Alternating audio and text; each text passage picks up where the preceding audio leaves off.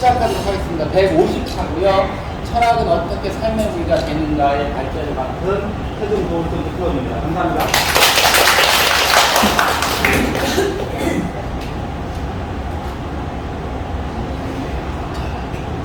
철학 얘기를 좀 해야 되는데요.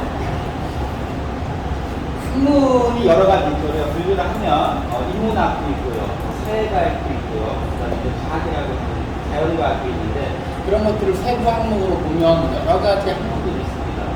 그런데 여기 학문을 보면 예를 들면 수학을 뭘 하는 학문인지 알잖아. 뭐 수를 다루겠지요? 아니면 뭐 정치학 그럼 정치를 다룰 것이고, 만약에 뭐 교육학이다 그러면 교육을 다룰 것이고, 뭐 지구과학 그러면 우리가 살고 있는 지구를 다룰 거 아니에요. 그러니까 우리가 어떤 학문이라고 붙어 있는 명칭을 딱 보면 제가 무엇을 하는 학문인가가 딱 직관적으로 와요. 그렇죠? 그런데 오늘 다루려고 하는 부분 철학인데요. 철학은 무엇을 다루는 것일까요? 저를 다루겠습니다. 저기 FE로 되는 철을 다루는 것인가 할 때 혹시 저 철자가 어떤 형사의 철자인지 아시는 분 계시나요?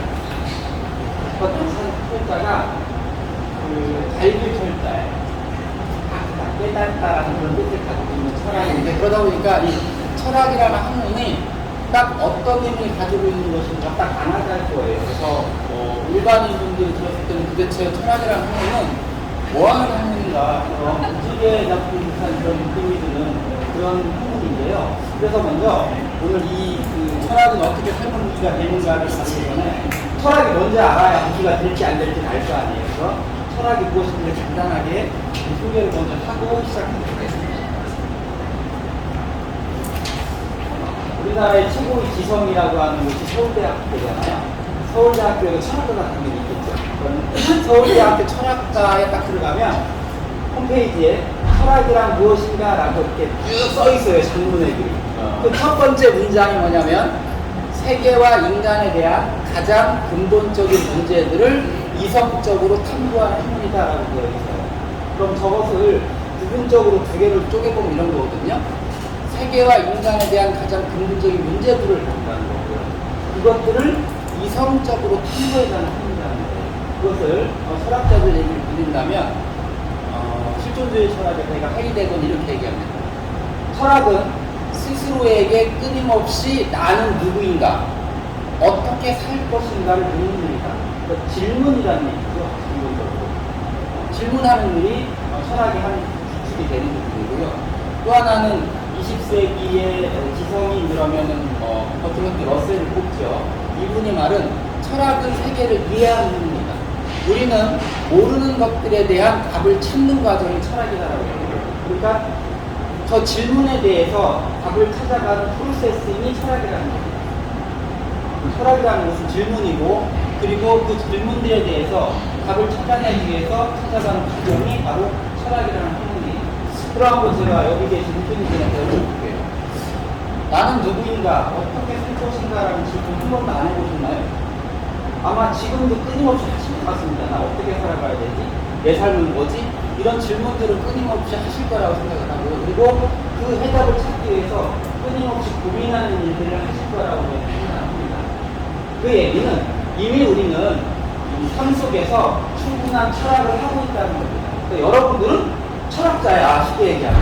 여기는 저를 포함해서 철학자라는 뜻이에요. 근데 그것을 주업으로 하고 있지 않죠. 주업으로 하고 있지 않으니까 여러분들은 아마추어 철학자예요. 그런데 이런 일들을 주업으로 하는 사람이 있잖아요. 그런 사람들이 프로죠. 우리는 그런 사람들을 철학자라고 얘기합니다. 그리고 살아가는 삶 속에서 이런 질문들을 하고 그 질문들에 대한 답을 찾기 위해서 끊임없이 노력할 텐데 우리는 아마추어니까 정교하지 못하잖아요. 그럼 우리가 조금 더 효과적으로 이런 답들을 찾기 위해서는 철학자들이 프로들을 밀려올 필요가 있잖아요. 그 프로들이 어떤 생각을 하는가, 그런 것들을 좀 찾아서 내 삶에 응용해보자 라고 하는 용도에서 아마 이 저자는 이 책을 써갔습니다. 프로들은, 철학을 하는 프로들은 어떤 생각을 하는가, 그냥 아마추어니까 이 사람들 걸 좀 차용해서 우리 삶 속에서 우리가 찾아보자, 이런 의미에서 만들어진 책이 이 책의 핵심인 것 같습니다. 자, 그렇다면 이 이 책은 불확실한 삶을 돌파한 50가지 생각도구라는 부제가 붙어있는 책인데요. 제가 아까 말씀드렸듯이 이제까지 프로 철학자들은 무엇을 한 거냐면 이 두 가지 축을 정리했다는 겁니다. 첫 번째가 묻는 거지, 질문.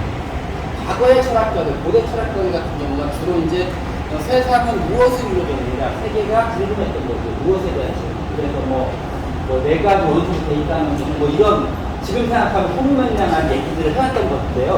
그 세상에 대한 궁금증을 주로 했다면 이 영역들은 현재는 누가 풀어내고 있으면 악이라는 힘이 풀어내고 있기 때문에 철학자들이 저런 질문을 하겠죠. 그러면 현재 철학자들은 주로 어떤 질문을 하는 거냐면 우리는 어떻게 살아갈 것이냐, 어떻게에 대한 질문을 하는 거죠. 맨 처음 철학자들은 이거 뭐지? 라는 질문을 했다면 요즘은 철학자들, 특히 우리 분조차도 이거 어떡하지? 라는 질문을 한다는 거예요. 그런 질문이 하나의 종류고요. 그리고 아까 말씀드렸듯이 그러한 질문들에서 결과물이 나오겠죠. 과거에 아까 얘기한 것처럼 우주는 네 가지 옷으로 돼 있어. 이렇게 표현하는 이런 아웃풋이 나오겠지만 우리가 중요한 부분들은 그런 질문들에 대한 해답을 찾기 위한 프로세싱 과정이 중요한 것이고 우리는 이 책에서 그 프로세싱이라는 과정을 배워보겠다는 겁니다. 그러면 여기 있는 철학자들은 이런 내용들을 가지고서 들어가서 이제 어떤 자기들이 생각하는 부분들을 답을 찾게 살 텐데 그러기 위해서는 어떠한 핵심 컨셉들이 필요합니다. 그러니까 철학자들은 용어들을 계속 만들어내거든요. 사실 우리가 어떤 학문을 한다거나 철학을 한다는 것은 용어에 대한 이해부터 해야 되는 거거든요. 그래서 여기는 그 50가지 용어들을 이해하는 것이 핵심인 것 같습니다. 자, 철학을 잠깐 하기 전에 자, 화면을 좀 집중해 주시기 바랍니다. 한 번쯤은 보셨을 시인데 한 번도 안 보신 분은 정말 수학을 싫어할 테니까 한번이라도 관심 있겠다 생각하시는 분들은 한 번 정도는 봤던 시기에 뭔지는 모르겠지만 오일러 분식이라고 하는데 수학에서 가장 아름다운 분식이라고 하는데 혹시 일본 영화 중에 박사가 사랑한 수식이라고 하는 영화가 있어요. 반응 없으니까 전혀 모릅니다. 그러면 20년 동안 수학을 했기 때문에 관심이 있었다는 보긴 했는데 이 오일러 공식이라고 하는 것은 가장 아름답다고 하는 이유들은 여기에 숨겨져 있는 내용들도 있고 저 기호들의 일을 저렇게 하나의 등식으로 나타날 때는 당연히 증명과정이 있겠죠. 증명을 하라고 안 할 테니까 걔는 피하지 마시고 제가 이거 보여드리면 우리가 저 등식을 증명하기 위해서는 저기 있는 기호들 이라고 하는 것, i라고 하는 것, k라고 하는 것 그리고 1, 0이라고 하는 것들을 일부를 알아야 돼요. 그러니까 1, 0은 알 거잖아요. 1은 수를 다니는 기본되는 것이고 0은 없다라고 하는 개념인데 이제 수로 받아들인 거고요. 나중에 어찌 보면 수학적으로는 일부라도 그렇게 받아들여진 건데 나머지는 파이는 알 것 같아요. 원주율이라고 할 건데 저 i는 허수단이라고 하는 거고요. 2는 이제 자연상수라고 하는 거예요. 오일러 상수라고 하는데 저것들이 하나하나의 의미가 무엇인지를 알아야 저 등식을 풀어낸다는 거예요. 마찬가지로 우리가 철학을 한다는 건 저런 수학에서 저런 용어들을 알아야 이런 식들이 무엇인지 의미를 파악하는 것처럼 우리가 철학을 한다는 것은 철학자들이 사용하는 용어들을 이해하는 것을 출발하는 거예요. 제가 저 식을 보여드린 이유를 알겠죠. 마찬가지 철학도 저렇게 복잡한 아름답게 만들어져 있는 건데 진리를 찾아가는 거니까 그 진리를 찾기 위해서 핵심적인 부분들은 저런 기호들처럼 철학에 사용되는 용어들을 출발하는 데서 생각을 생각하시면 되겠습니다. 이 책에는 50가지 생각도가 있다고 하는데요. 50명의 철학자 또는 주로 심리학자들이 많더라고요. 제가 이 책을 사서 많은 철학자들이 있냐고 쭉 읽어보고 그래도 이름께나 들어봤거나 대충 이 사람이 뭐하는 사람이다라는 아는 사람을 해봤어. 50분 중에 제가 아는 사람이 33명이 있더라고. 그 얘기는 27명을 모른다는 얘기예요. 철학에 조금이라도 관심이 있는데 근데 그 대부분 사람들이 심리학자더라고요. 내가 심리학 분야에 대해서는 많이 모르겠구나 이렇게 했는데 이분은 철학을 보통 철학의 입문서인데요. 철학을 시대적으로 나열하는 것이 아니고 주제별로 콘셉트를 잡아놓고 이 철학자들이 자기가 생각하는 철학을 해나기 위해서 가장 핵심이 되는 그 핵심 콘셉트의 용어들, 철학 용어들을 가지고서 한 책을 풀어나가는 겁니다. 저희가 2주마다 한 번씩 오잖아요. 만나잖아요. 2주마다 한 번씩 오는데 사실 이 책을 2주에 읽을 수 있는 책이라는 고민을 한번 해보실 수 있어요. 자, 제가 보기에는 하나의 주제를 일주일에 다룬다고 하더라도 50개면 1년이 52주니까 1년을 봐야 되는 책일 수도 있고요.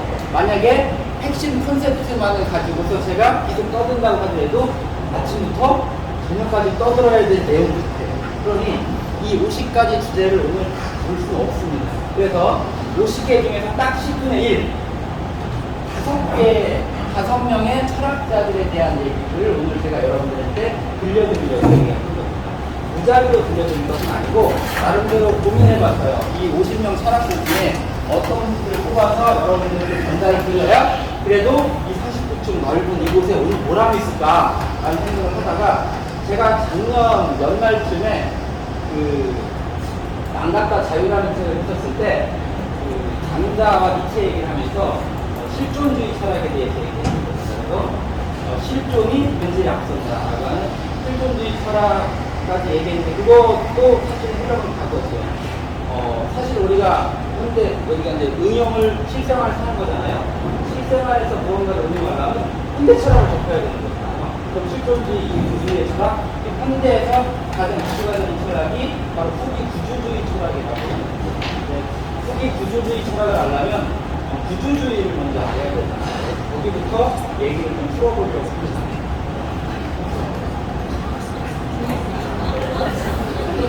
어렵게 쉽게 풀어보려고 너무 어렵다고 생각하지 마시고 철학적 용어보다는 일상적인 용어를 제가 너무 이해해 주시면 되겠습니다. 스시르라고 하는 분은 1900년대 초 사람이라고 생각하면 되고요. 아마 책을 읽어보셨으면 각각 그 철학사마다 컨셉적인 용어가 있잖아요. 시니피안과 시니피에라고 하는 용어가 되어 있는데 우리말로 얘기한다면 기표와 기의라는 뜻입니다. 또 풀었으면 기표는 기호의 표시라고 하는 거예요. 그리고 기의는 기호의 의미입니다.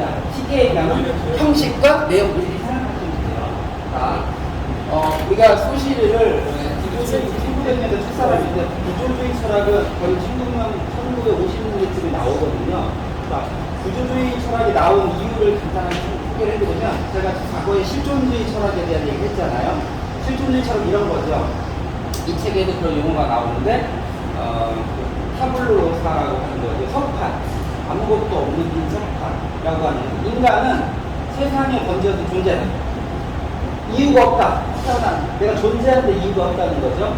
그러니 그 본질을 이들이 찾아가라. 이게 어떻게 보면 가장 쉽게 생각하는 실존주의 철학이에요. 세상에 태어난 이유가 없으니까 지금부터 네가 찾아가는 거야. 장자가 얘기했던 길은 네가 만들어가는 거지 주어지는 것이 아니야. 이것이 기본적으로 실존 철학이에요. 그런데 이렇게 생각하는 거죠. 이제 1, 2차 세계대전이 지나고 나서 정말 생각해보는 철학자들이 정말 인간이라는 게 이렇게 자유로운 존재야? 라는 질문이 들어오는 거예요. 그렇게 실존적인 존재나 인간 이렇게 자유로운 존재야? 그렇게 자유롭단 말이야? 근데 가만히 생각해보니까 그렇지 않다는 겁니다. 즉 어떠한 구조라고 하는 것은 틀리에요. 형식에 갇혀있는 존재라고 하는 겁니다. 자, 이거의 출발점이 바로 소시인데요. 이렇게 생각해보세요. 소시르가 왜 이렇게 중요한 인물이냐면 기호학자죠. 언어학자인데요. 이 소시르 이전에는 이렇게 생각했던 거예요. 세계에 존재하는 사물들이 먼저 존재하고 우리가 말을 하잖아요. 말을 할 때 이것이 예를 들어서 의자야 라고 하면 이 의자에 1대1로 대응하는 거죠. 이것을 부르기 위해서 언어가 존재한다고 그 과거에는 생각을 했었어요. 그런데 소시르는 이 180도 패러다임을 바꾼 겁니다. 어떻게 생각하는 거냐면 인간의 언어는 그렇지 않다. 이 사물이 먼저가 아니고 기호가 먼저라고 생각하는 거예요. 그러니까 과거의 사람들은 뭐만 생각하냐면 기호는 그냥 기표라고만 생각했던 겁니다. 그러니까 형식적인 것을 이것을 주로는 지시하는 그냥 언어야. 그게 기호야라고 생각했는데 소식은 그게 아니고 기호라는 것은 두 가지로 나눠져 있는데 시니피앙이라는 기호와 시니피에라는 기호로 분리되어 있는 것이다라고 생각한 거예요. 그래서 각각의 의미에 따라서 임의적으로 붙여놓은 게 시니피앙 기표다. 이게 무슨 뜻이냐면 보세요. 이 책에는 그런 얘기를 하죠. 그 빠삐용이라고 하는 프랑스에서는 빠삐용이라고 하는 용어가 있는데 이 빠삐용이라는 용어는 나비와 나방을 같이 부르는 용어예요. 그러니까 프랑스 사람들은 나비와 나방이 없어. 그냥 빠삐용이 있을 뿐이야. 우리는 방 안에 나비가 한 마리 들어오고 나방이 한 마리가 들어오면 나비 한 마리, 나방 한 마리가 그냥 들어와 있는 거잖아요. 따로따로 빛을 분리한단 말이에요. 근데 프랑스 사람이 딱 들어오면 이렇게 한다는 거예요. 빠삐용이 두 마리네? 이게 무슨 뜻이냐면 원래 과거에는 사물이 있고 사물의 1대1로 뭔가 대응돼서 기운이 그렇게 부차적인 부분을 본다고 생각하는데 그게 아니고 인간이 자의적으로 분리해낸다는 거예요. 자 보세요. 우리가 색깔을 얘기하다 보면 우리나라 말 파랗다, 푸르다, 블루라고 하는 영어가 있죠. 우리는 푸르딩딩하다, 푸르스름하다 상당히 다양하게 있지만 외국 사람은 그냥 파란색을 보면 파는 거야. 우리처럼 그렇게 다양하게 안 느껴. 에스키모인 같은 경우들은 우리가 보는 한방눈을 30가지 눈으로 분류한대. 그래서 우리는 이제 한방눈이 내리는 거지만 에스키모인들은 30가지 눈을 내리는 거야.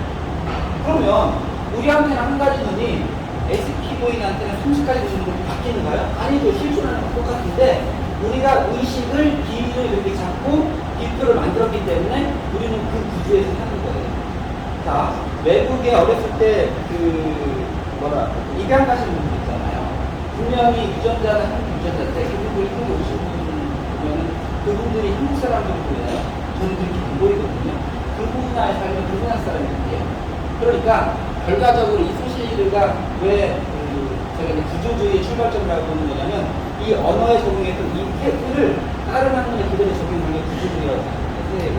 그래서 사실은 여러분들이 아주 자유롭게 아까 얘기 실존적처럼 세상에 던지는 자유로운 존재니 나는 그 본질을 찾아가는 자유로운 존재처럼 느껴지지만 여러분들은 21세기 대한민국에 태어나신 분들은 아무리 자유롭다고 하더라도 대한민국의 사고 틀에 갇혀 산다는 거예요.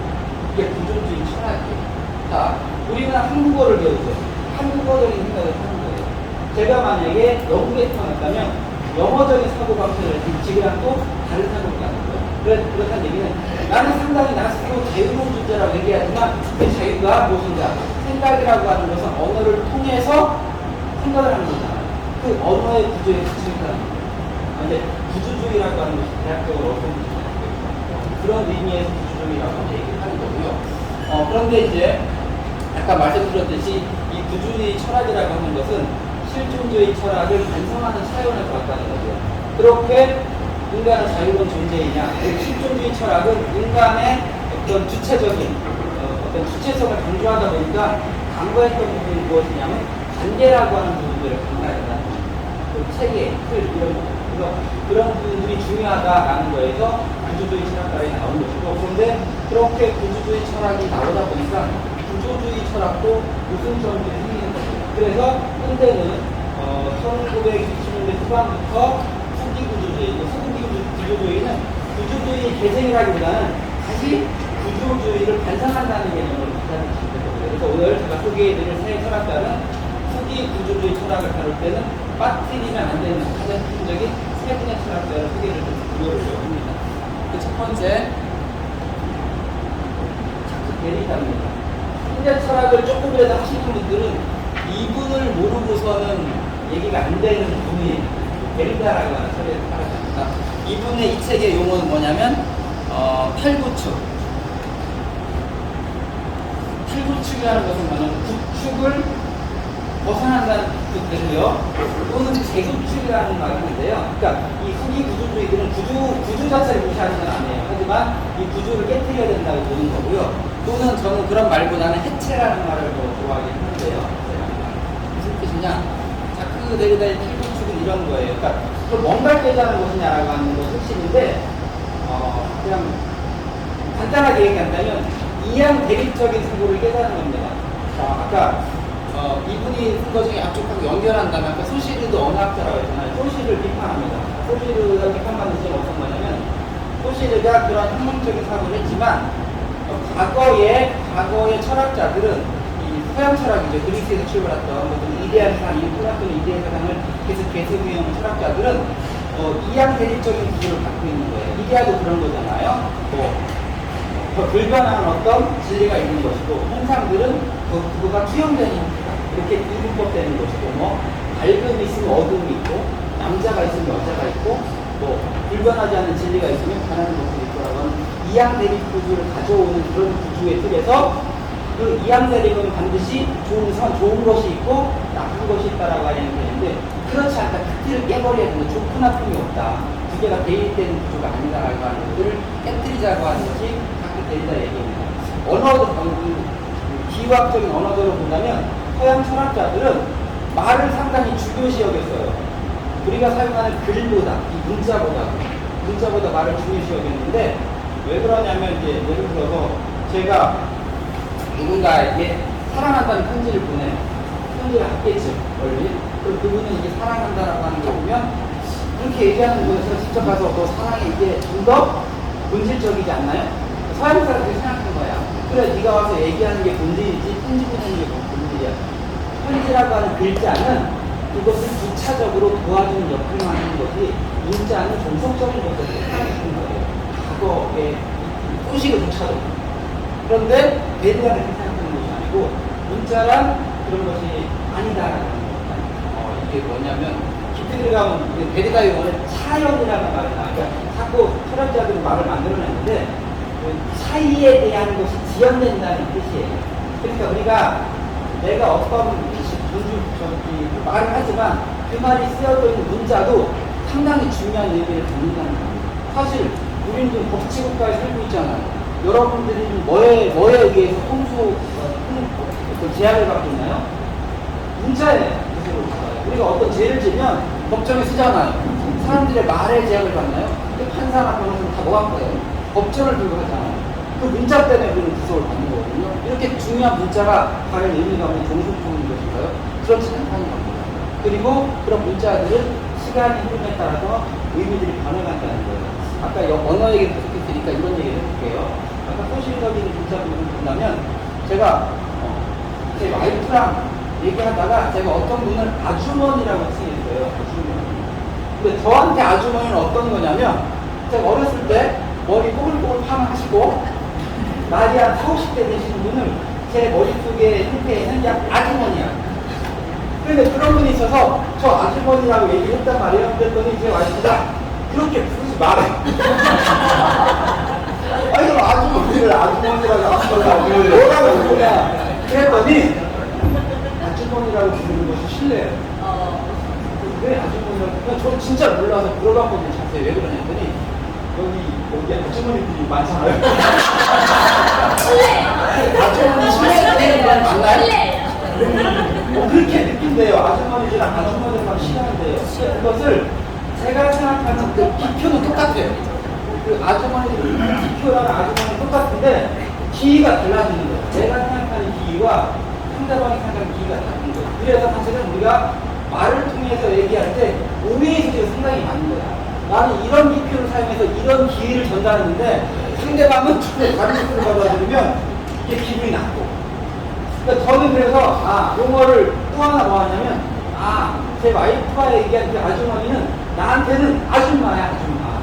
그러니까 저는 아줌마와 아주머니를 구분하는데 그분한테 내가 아줌마라고 하는 거거든요. 아줌마라고 얘기할 때 기분 나쁠 때 아줌마라고 얘기하는 거예요. 그거는 제가 그런 의미로 쓰는 거예요. 근데 제가 아주머니라고 얘기하는 것은 제 나름대로의 뭐였어?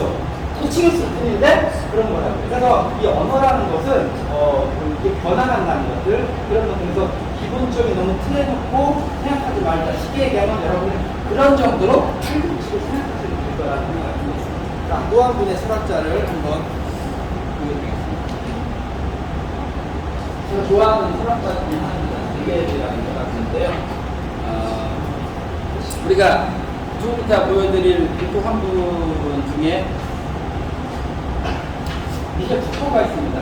동시대 사람인데요. 푸코가 뭐라고 했냐면 20세기는 들레지의 세계가 된다라고 할 극찬했던 공유가 비슷한 사람을 극찬했던 그 들레즈예요. 들레즈의 사상은 이런 겁니다. 그러니까 들레즈의 사상을 핵심적으로 한다면 아까 제가 과거에 소시아 같은 사람들의 모델을 수목형 모델이라고 얘기해요. 수목이 나무이잖아요. 나무가 뿌리가 있고 뿌리에서 이렇게 줄기가 자라서 잎이 달리고 하잖아요. 나무에 뿌리가 없으면 나무는 죽지. 나무는 죽어버린다고요. 그 핵심은 뿌리야. 그러니까 서양 철학의 근본적인 부분들은 그 뿌리에서 계속적으로 이렇게 퍼져나오는 거고 그 뿌리가 근본이라는 겁니다. 쉽게 얘기하면 여기서 파라노이아와 스키조프레니아를 얘기하는데 그 파라노이아는 편집증이라는 뜻이거든요. 과거에 이런 용어를 많이 썼어요. 그런데 이 편집증이라고 하는 것은 집착을 하는 거죠. 말 그대로 뿌리에 대해서 자기의 아이덴티티를 고착화시키는 거예요. 자, 수학적으로 얘기한다면 적분이에요. 계속 쌓는 거야. 그래서 나를 아주 움직일 수 없는 물에 가둬버리는 거예요. 그래서 보통 어른들 분들의 이 생각이 고정되어 있는 분들이 많아요. 혹시 여기 계신 분들도 이렇게 나를 고착화시키는, 난 이런 사람이니까, 나는 과거에 이걸 했던 사람들이니까, 이런 거니까 라고 생각하는 고착화는 과거에 이랬으니까 이럴 수 없지. 난 착한 사람이니까 악행을 저지르면 안 돼. 이렇게 생각하는 것이고, 난 아름다웠으니까 끝까지 아름다움을 유지하려고 성형을 계속 해내는 이런 것들이 쉽게 얘기해서 편집증이에요. 그것이 스모킹 모델이라고 하는 거고요.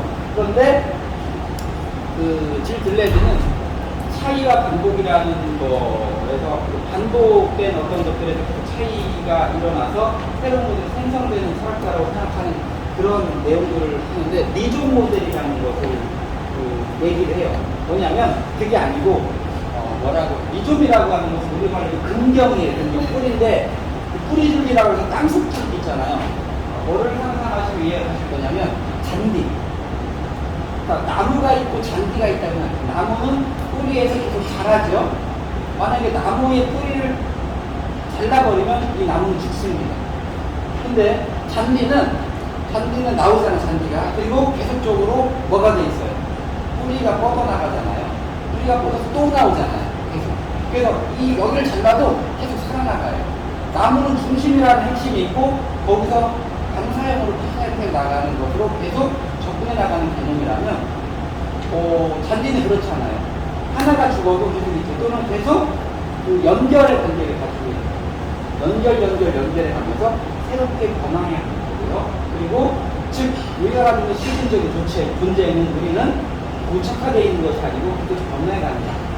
그리고 나는 한 곳에 머물러 있는 것이 아니고 탈영토에 간다. 이런 얘기를 합니다. 그래서 만약 분열증이라고 하는 것은 수학적으로 얘기하면 미분적인 분열이에요. 계속적으로 시간상이라는 분열하는 거기 때문에 내가 지금은 착하지만 악해질 수도 있는 거지. 내가 왜 계속 착해야 돼? 이런 게 있는 거예요. 또 한 가지 아까 제가 차연이라는 말을 했잖아요. 그 얘기는 어떠한 본질은 딱 하나로 정해지는 것이 아니라 시간의 어떤 지남에 의해서 계속적으로 변해가는 그런 지연되는 것이다라는 그런 뜻입니다. 그래서 계속 나는 만들어지는 생성되는 것이다. 이 책에서는 이제 도망이라는 얘기를 하는데요. 내가 한 곳에 뿌리박고 계속 있는 것이 아니고 그럼 도망이라는 얘기보다는 유목이란 말을 더 좋아하는데 유목이라고 하는 떠돌아다니는 생활, 떠돌아다니는 유목생활들을 상당히 좋아하는데 그래서 요즘 현대인들에 맞는 부분이 그런 거예요.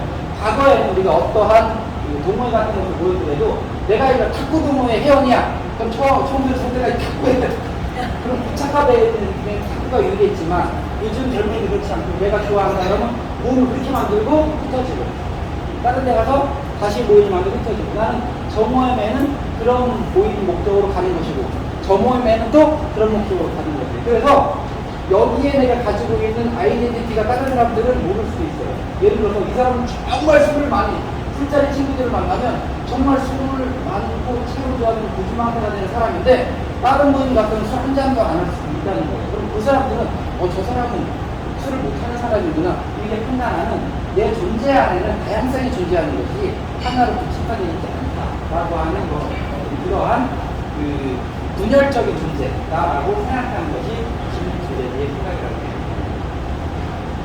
자, 한번 더 소개해 드릴게요. 후기 구조주의라면 미술 후기 구조주의 철학자로 넣어야 되는지 아니면 구조주의 철학자로 넣어야 되는지에 대한 논란이 있는데 후기 구조주의 철학자 없어요. 왜냐하면 이분은 구조주의와 후기 구조주의를 다 망라한다고 했는데 여기 이제 책에 나오는 용어의 핵심만 얘기한다면 뭘 얘기하냐면 페노티콘이라는 것을 얘기하죠. 페노티콘이 뭐냐면 그 원형 과목이에요. 혹시 제 과거에 학원을 오래 했고 또 학원을 운영하다 보니까 아이들 했을 때 역사 토요일마다 아이들 되게 전국적으로 그 역사 탐방을 한 4, 50명 되는 역사 탐방을 가겠어요. 뭐 선사시대부터 군대시대까지 계속 돌아다니려면 전국을 돌아다녀야 돼. 또 생각하다 돌아다녀야 돼. 그럼 이제 선생님 모시고 인수나가면서 얘기했을 때 서대문 홍보소를 한 적이 있거든요. 서대문 홍보소를 가면 거기에 감방이 있어요. 그 감방이 어떤 거냐면 이렇게 감시하는 사람이 있으면 이 감방이 어떻게 되면 방사형으로 돼 있어요. 방사형으로 되어 있다는 얘기는 감시하는 사람은 한 명만 있으면 되는데 한 명이 다 감시할 수 있는 거예요. 그리고 극단적으로 여기 감시하는 사람들은 어디죠? 감시받는 사람들은 어디가? 이 얘기는 무슨 얘기냐면 감시하는 사람이 없어도 감시가 되는 거예요. 왜냐하면 밝은 쪽에서는 어두운 게 안 보이잖아요. 그러니까 거기서 나를 감시하는지 안 감시하는지 모른다는 거예요. 그러니까 늘 누군가 나를 주시한다. 그러니까 이 페노티콘이라고 하는 것이 이제 원형 관계인데 이것처럼 현대는 이 구조가 우리를 감시하고 있다는 거예요. 빅브라더 같은 거예요. 일종의. 혹시 여러분들도 아침에 일어나셔서 지금 이 자리 40분까지 오신 사이에 무수히 감시받고 있을 겁니다. 그죠? 우리나라는 IT 감독이라 무수히 많은 누군가의 눈들이 지금도 여기 있나요? 이게 저런 데 있잖아. 지금 감시받고 있어. 제가 잘못하면 금방금방 잡아낸단 말이에요. 바로 CCTV가 있으면서 감시되는 사회. 또는 이런 물리적인 감시가 아니고 여러 가지 감시되는 사회. 사실은 가장 큰 감시는 국가적인 통제고 그 국가적인 통제에 걸려갖고 있는 사람들의 감시를 받고 있는 세계이고 우리는 그래서 그런 구조주의적인 부분들에서 벗어날 수 없는 것이고 그럼에도 불구하고 우리는 또 제가 요즘 최근에 그 양봉 체험을 하고 있는데요. 그 벌통을 열면 무수히 많은 벌들이 있어요. 아까 다시 얘기해 볼게요. 벌들은 태어나잖아요. 제가 벌이라고 생각해 볼게요. 나는 태어났으니 자유로운 존재야. 내가 뿔을 따도 되고 안 따도 되고 돌아다닐 수 있을 거예요. 정말 그럴까요? 벌 개개인 자유롭다고 느끼고 그러지만 그 구조에 갇혀있는 것이고 나는 내 자유로 뭐 에버리를 끼고 어느 날을 뿔을 따라가겠지만 가만히 보면 DNA에 들어있거든. 지금 우리의 DNA가 이미 선경험들, 우리 과거의 인류들의 선경험을 이미 DNA에 갖고 있기 때문에 사실 나는 자유롭게 생각하고 된다고 하지만 종족 본능에 있는 듯 느끼는 거예요. 아름다운 여자를 입고 보인단 말이에요. 나는 이성적으로 아니야 생각을 해도 그게 보인단 말이에요. 어쩔 수 없는. 그런 것처럼 그런 구조 속에 있는데 그러한 구조들의 중앙 집권적인 구조들을 국고는 깨야 된다. 이 사람들이 역시 깨야 된다. 근데 그게 가능한 이유는 우리는 벌이 아니니까. 벌은 그 DNA계에서 살아가지만 인간은 우리가 그런 구조에 살아가는 존재라고 하는 사실을 인식한다는 거예요. 우리는 구조를 이해하기 때문에 그 구조를 끊임없이 변화가게 만들어가는 그 있는 존재라는 쪽에서의 희망을 찾는 거예요. 구조를 벗어날 수 없지만 이 구조가 문제가 있다면 그 구조를 재판은 아까 그 탈구조라는 말도 있지만 재구조화시킨다는 개념, 해체시켜서 다시 구조화시키는 그런 작업들이 후기 구조주의자들의 얘기고요. 이런 거예요. 예를 들면 코인들 하시나요? 코인. 코인을 하시죠? 코인이라고 하는 것이 무엇일까요? 사실은 자본주의 사회 속에서 우리가 사실은 뭐의 지배를 받고 있냐면 자본이라는 것의 지배를 받고 있어요. 왜 우리가 대한민국에서는 지금 현재 살고 있는데 우리나라 돈에 관심이 있고 우리나라 한국은행에 관심이 있는 게 아니고 왜 미 연준에 이렇게 귀를 기울이고 있을까요? 이 연준이 금리를 올리냐 마느냐가 왜 내 주머니 속사장에서 매일 주식이 모이기도 하고 떨어지기도 하는 걸까요? 그들이 패권을 가지고 있기 때문에 기축통화를 조절하는 사람이기 때문에 미국이라는 말이 희한하죠. 그 연준이라는 것은 정부기관도 아니잖아요. 이건 자본주의 탄생 자체가 그렇기 때문에 어쩔 수 없이 그 패권을 깨기 위해서 지금 중국이 패권을 없애기 위해서 자기 화폐들을 통용하려고 노력을 하고 사실 지금의 전쟁은 미국과 중국의 그 화폐에 대한 기득권을 유지하려고 하는 자와 깨려고 하는 자의 싸움이기 때문에 끊이지 않고 앞으로 지속적으로 제 개념으로는 당분간은 암울합니다. 암울한데 돈이 갈 데가 없으니까 주식을 올리다 보니까 최근에 주식이 올라가는 거지 상황이 경제상이 좋아서 올라간다고 저는 판단합니다.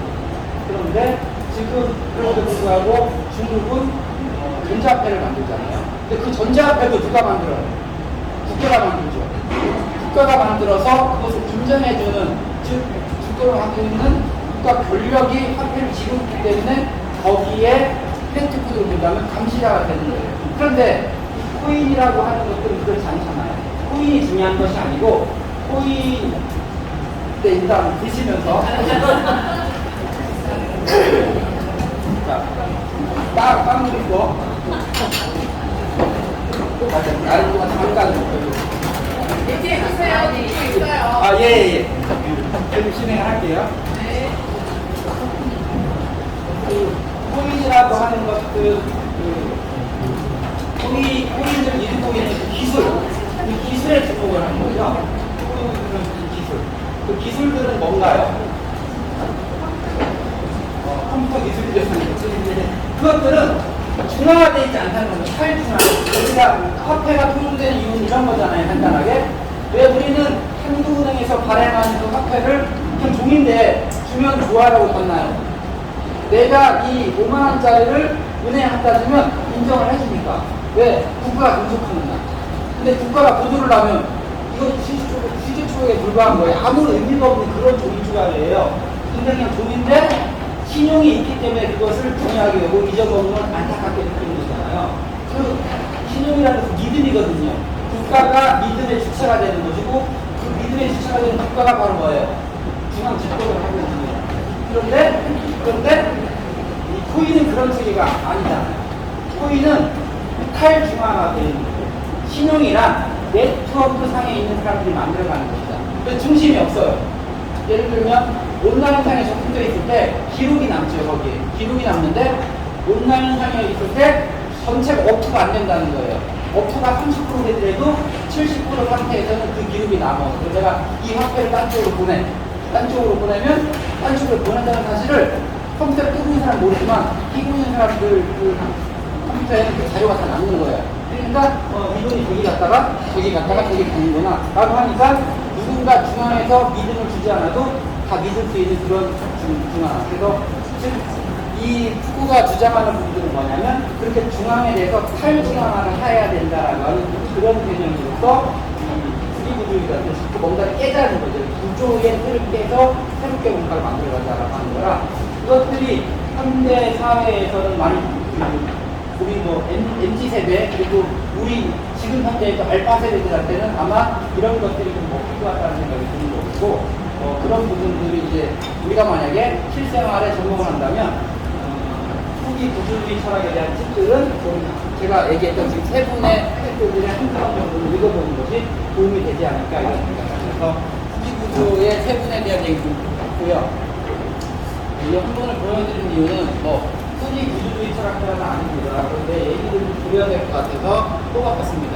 한나 아렌트라고 하는 사람이에요. 이 사람은 이제 정치 철학자라고 얘기를 하는데 이분이 이제 예루살렘의 아이인만이라는 책을 내면서 이슈가 되는데 핵심 컨셉 용어가 뭐였어요? 악의 평범성이라는 겁니다. 악이라고 하는 것은 선악이잖아요.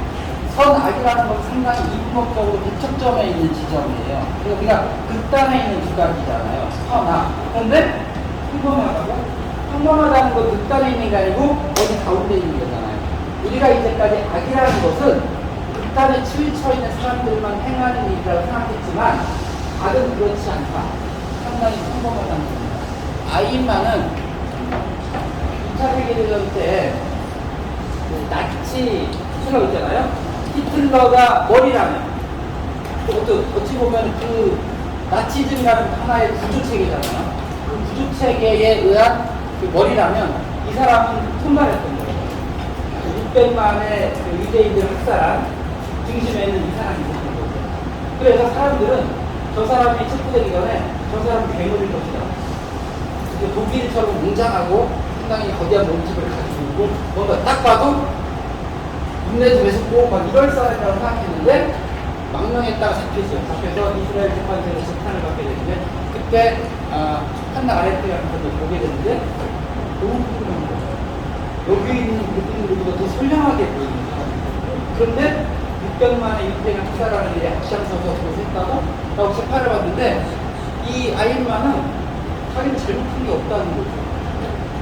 자기는 자기의 직무에서 자기가 맡은 일이 그거니까 최선을 다해서 일을 했을 뿐이지 나는 그것을 왜 나한테 죄를 묻느냐는 거예요. 죄를 묻으면 위에 사람한테 물어야지. 나는 죄가 없지. 그렇죠? 만약에 여기 있는 대표님들이 그 자리에 있었다면 어떻게 했을까를 생각해보세요. 자, 똑같아요. 우리 그 일제 시대를 겪었잖아요. 일제 시대에 독립운동 하는 분들도 있지만 일제 시대에 살아가기 위해서 살림하면서 쓸 수 있잖아요. 그러면 그때 충북부에서 관리했을 거니까 우리나라는 식민지니까 거기에 녹을 먹고 있는 관료들은 떠와라 하면 그 사람은 따랐을 뿐이고 나는 근본적으로 내 일을 주어진 임무에 충실했을 뿐인데 이게 무엇이 되겠는가 라고 하는 거예요. 그래서 그 행한 행위가 정말 악행이라면 이것은 하는 그래서 한나라도 얘기한 게 평범성이에요. 누구나도 어떤 구조 내에서 악인이 될 수 있다. 그렇다면 그런 악인이 되지 않기 위해서는 무엇을 해야 되는가? 그래서 제가 마지막에 한나라의 그 부분을 얘기한 분들은 철학을 해야 된다는 얘기를 하고 싶어요. 무슨 얘기냐? 우리는 생각하는 존재이고 생각하는 사람들이에요. 그렇기 때문에 맹목적으로 위에서 지시되어 있는 구조에서 지시되어 있는 운명에 충실할 것 가지고 내가 하는 행위가 어떠한 결과를 초래할 것인가를 생각하는 인간, 철학하는 사람이라면 만약에 아이인만이 생각했다면 거절했거나 아니면 그 직업을 그만두고 다른 직업을 선택했거나 했었어야 된다라는 거예요. 그래서 우리가 지금 이렇게 이 자리에 와서 맛있는 차와 빵을 먹으면서 우리는 비록 아마추어지만 뭐를 해야 된다고요? 철학을 해야 된다. 철학을 해야 된다면 그런 말을 드리고 싶었던 것입니다. 사실은 조금 더 근본적으로 얘기한다면 실존 철학부터 오기 전에 구조주의는 사실 레비스트로스를 빼놓고 갈 수가 없거든요. 이분 얘기도 좀 해야 되는 부분들도 있고 그리고 수설의 현상학부터 인식론의 현상학부터 와서 존재론 그 다음에 시초적 현상학의 레비나스까지 얘기를 가야 되는데 이런 얘기까지 하면 오늘 문제 가야 돼서 이거 차후에 얘기를 해야 될 거고 또 제가 공교롭게 2학기 때 그 사실상의 그 니체라고 발전을 좀 맡게 됐어요. 그래서 그때 다시 얘기를 했지만 니체라는 사람이라면 지금 얘기했던 실존주의나 구조주의, 특히 이제 후기 구조주의라고 하는 아까 들레 있잖아요. 니체 집장자라고 하는 이 들레지한테 상당히 영향을 준 철학자이기 때문에 2학기 때 니체 사실상의 니체 때 자세히 말씀을 드리기로 하고 그 마지막 한마디만 더 하고서 내려가도록 하겠습니다. 다시 철학은 무엇인가로 돌아올게요. 첫 번째 제가 질문드렸던 그런 부분들인데요. 다시 문장을 읽어보면요. 철학이란 세상에 질문을 던지는 방식이고 그 질문에 대해서 답해가는 과정이 아닌가라는 것인데 그걸 조금 더 한 문장씩 붙인다면 철학을 공부하는 이유는 세상에 올바르게 질문을 던지는 법을 배우고 그리고 그 질문에 다양한 방식으로 대답할 수 있는 사고 방식을 익히기 위함이 아닐까라는 생각을 합니다. 즉 우리가 올바르게 질문하고 아이인만이 되지 않기 위해서 그리고 그 질문에 대해서 다양한 방식으로 그 방법을 배워나가면서 내 일상생활 속에서 나의 질문에 대한 답을 찾아가기 위해서 철학을 해야 되는 것이 아닌가 라는 얘기를 끝으로 드리면서 우리 모두 철학하는 대표님이 됐으면 좋겠습니다. 감사합니다.